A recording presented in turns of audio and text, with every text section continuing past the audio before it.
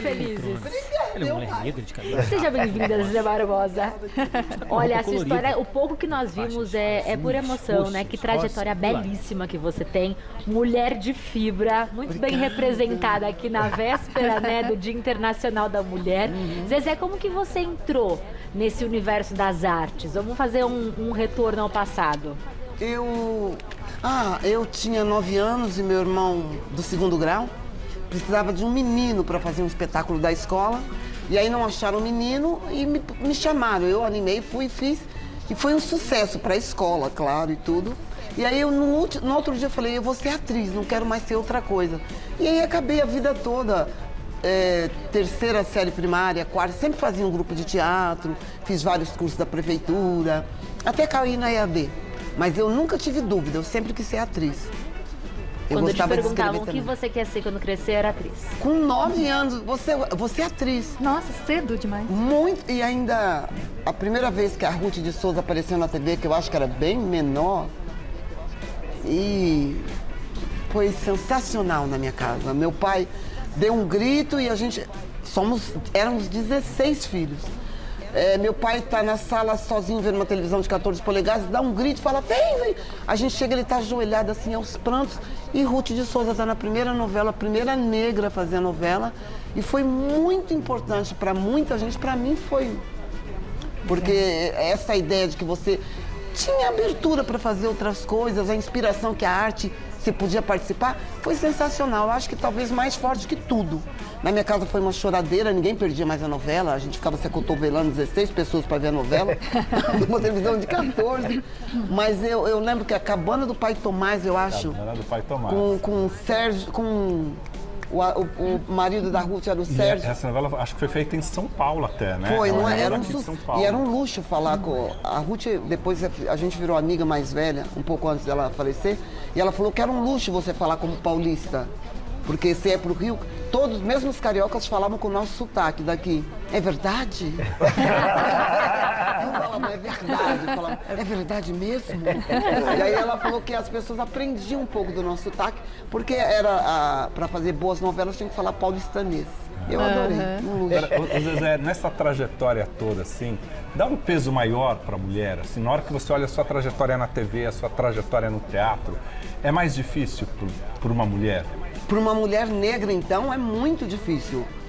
Eu acho que se eu não fosse resignada, e eu me preparei muito, eu fiz todo o curso que você falasse que tivesse que era bom, eu fiz. E mesmo o EAD, eu fiz o de arte dramática, mas fiz na ECA de ouvinte de várias matérias que eu não tinha. Então eu sempre me dediquei muito, porque eu sabia que tinha que ser boa, porque senão não ia ter nem chances. Eu acho que até hoje ainda tem muita dificuldade. Eu acho que quem mudou foram os negros, que agora tem uma opinião, tem um pulso forte, que percebeu que se a gente não se preparar, porque o preconceito é um lixo, acho que posso falar claro, isso. Deve. É um lixo, sim, qualquer tipo de preconceito. Sim. E acho que o ser humano é bem doido, cada vez ele vai aumentando, né? Agora, outro dia eu vi que tem agora sem teto também tem agora um preconceito, né? A pessoa já não mora na rua, não tem nada, e ainda tem gente que tem medo do mendigo que está ali pedindo pão. Então eu não sei onde é que vamos parar.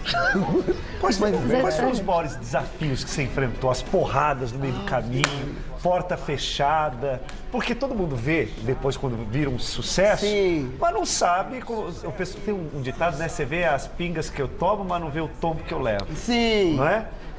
Eu acho que eu tive uma avó, vou falar rapidamente, mas uma avó que era muito boa e era muito certeira. Ela falava, a primeira vez que eu fui para a escola com 7 anos e sofri preconceito foi horrível, porque eu tenho irmãs brancas adotivas, minha família é toda misturada, cunhados, e as amigas da rua, todo mundo era amigo, então eu nunca sabia, não sabia.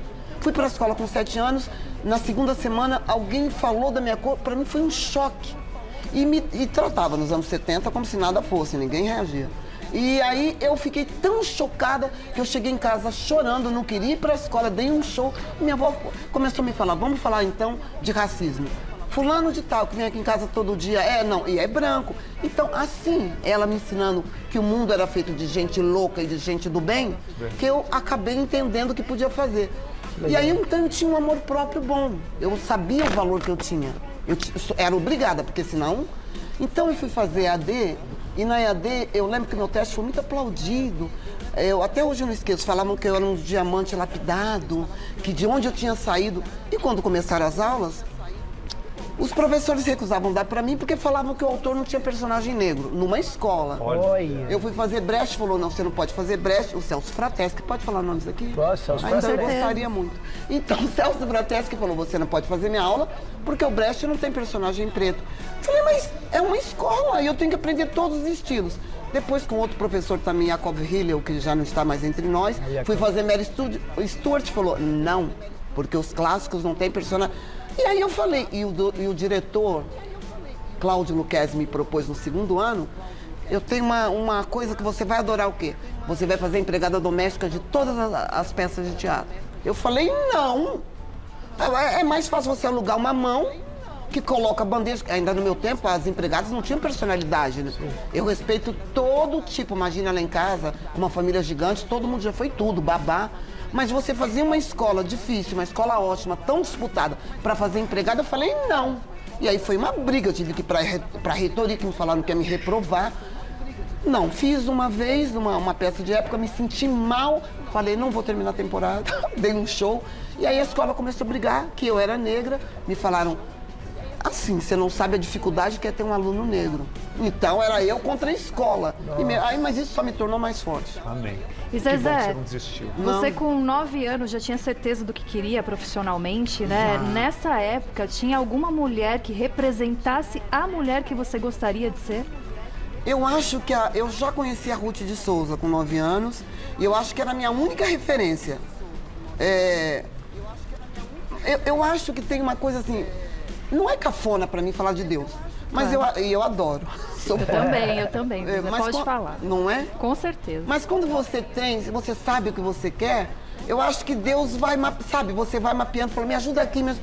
Porque eu no segundo ano, no segundo ano conheci Gabriel Vilela. Gabriel Vilela ficou tão amigo que almoçava comigo, a gente ficou super amigo. Gabriel fez um espetáculo, foi um sucesso, a gente foi pra Europa.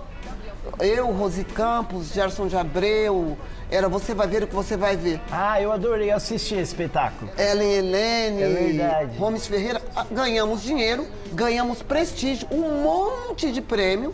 E a atriz pretinha voltou para a escola, que a escola odiou mais ainda, mas premiada, e falei, tá vendo, eu sei fazer.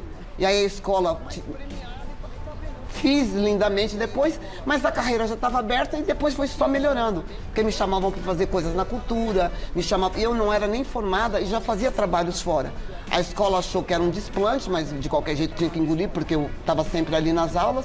Mas eu acho que Deus me ajudou muito. Ô Zezé, eu te Muito. perguntar uma coisa. E a comédia, como é que veio? Porque você foi do Circo Grafite, Ai, da eu turma amo. da Rosi, ela Eu Helene, amo, o Pedro Paulo, Aham, né? o O Boguciano, Gersão. Ai, Gersão. E aí, como é que foi a comédia, assim? Eu assisti você nas Sereias da Zona Sul, Ah, com a Rosi. com a Rosi, Aham. Eu adorei. Lá em casa era uma família simples, meu pai era serralheiro, 16 filhos, minha mãe era do lar e todo mundo começava a trabalhar muito cedo, eu comecei com 9 também.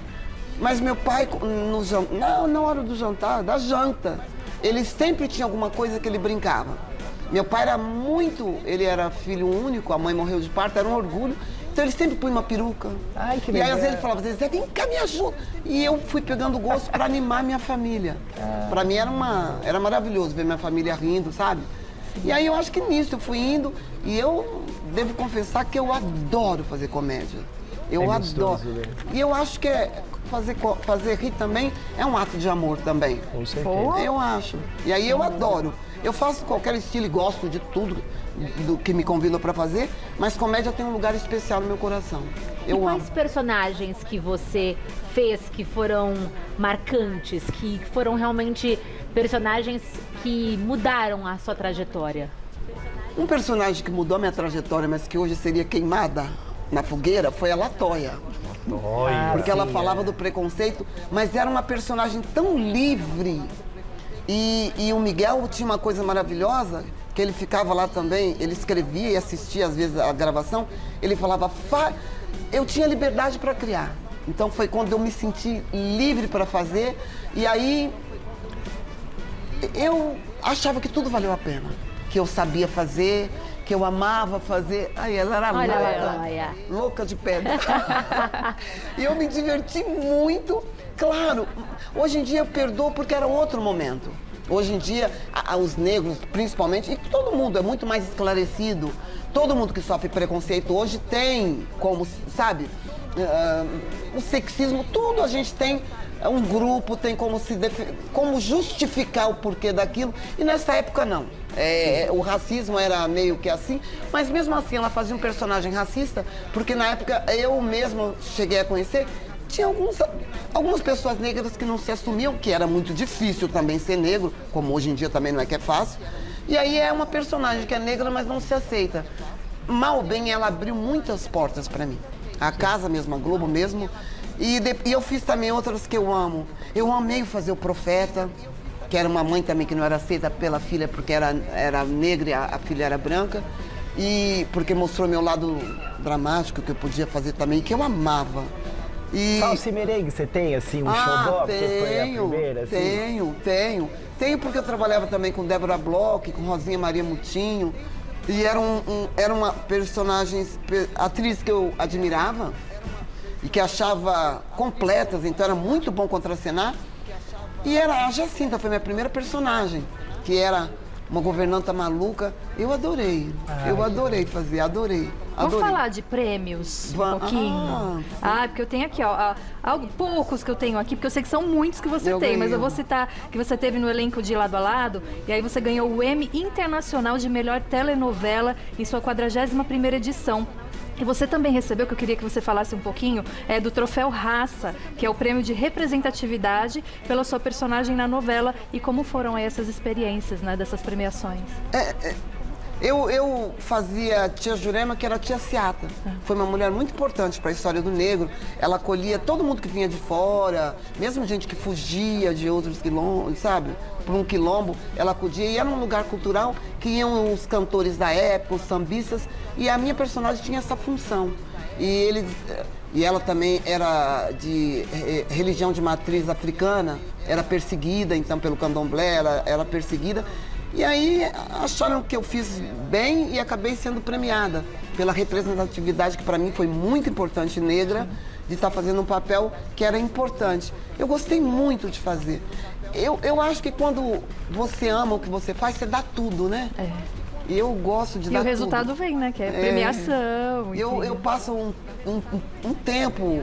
Eu ainda gosto de ir nos lugares e ficar olhando e falando, vou pegar aquele andar, Olha como ela se coçou. Eu junto tudo, crio um Frankenstein. Tem algum personagem que você gostaria de fazer ainda?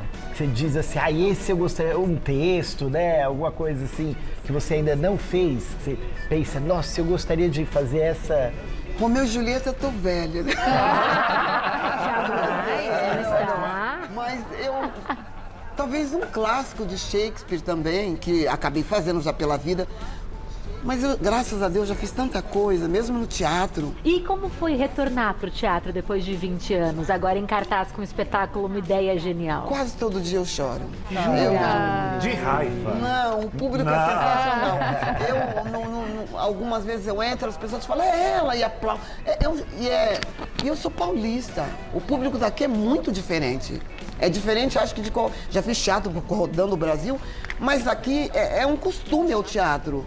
E tem o aplauso, o calor. Claro que é sensacional em todos os lugares, gente, pelo amor de Deus. Se eu for viajar com o nosso espetáculo, é maravilhoso. Mas São Paulo tem esse calor diferente. Acho que foi um presente.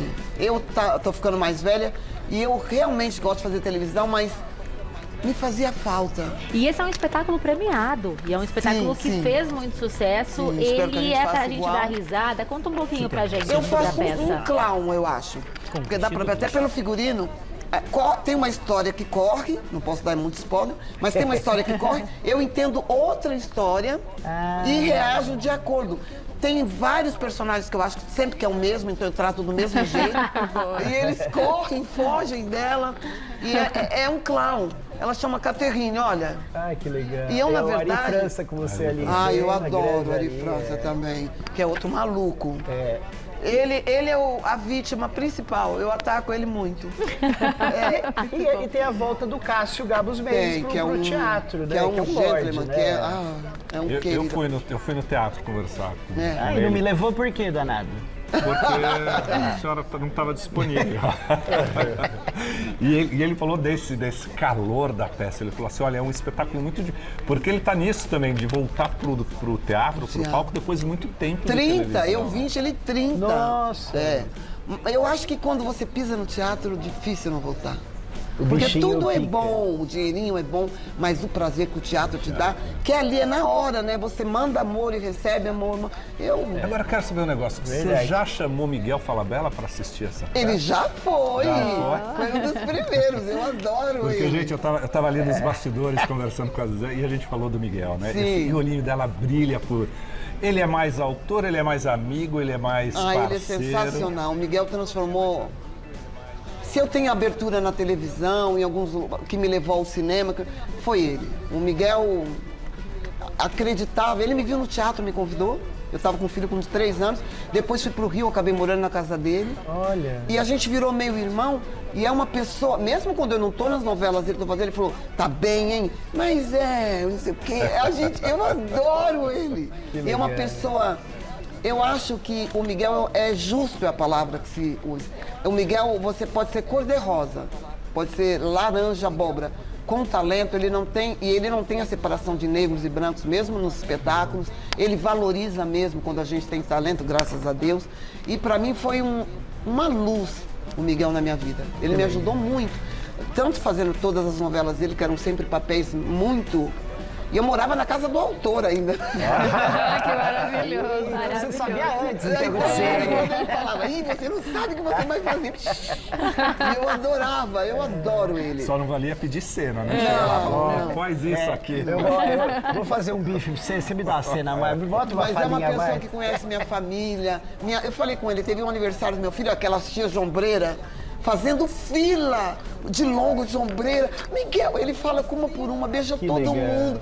Todo mundo é louco ele é pelo especial. Miguel. Ele tem essa coisa amorosa, assim, que eu adoro. E é uma pessoa que não distingue, fala com todo mundo. Que legal. E ainda tem os filmes, né? Que, depois, tem que filme, acabou eu adoro. de filmar A Lista, né? Da Lília Cabral Que e já tudo estreou. mais. Já estreou. Senhoras também, maravilhosa. Senhoras viu? foi um presente gigante para ser protagonista com a Nívia Maria. Eu tenho falado por aí que eu tenho uma paixão enorme por Nívia Maria. A gente é do mesmo signo, eu descobri. E é uma pessoa muito adorável. E aí a gente fez um programa lá no Mion, que eu ganhei, depois de muito sofrimento. E aí acho que as pessoas viram que a gente estava... Acho que foi isso. Aí nos convidaram para fazer esse filme, que é um filme bem lindo. Bem lindo. Fala sobre amizade, ela fica doente... E aí as duas mudam a vida das duas para fazer. E aí fala também muito, é legal que a terceira idade, que eu não me julgo ainda na terceira idade, mas fala que a gente namora.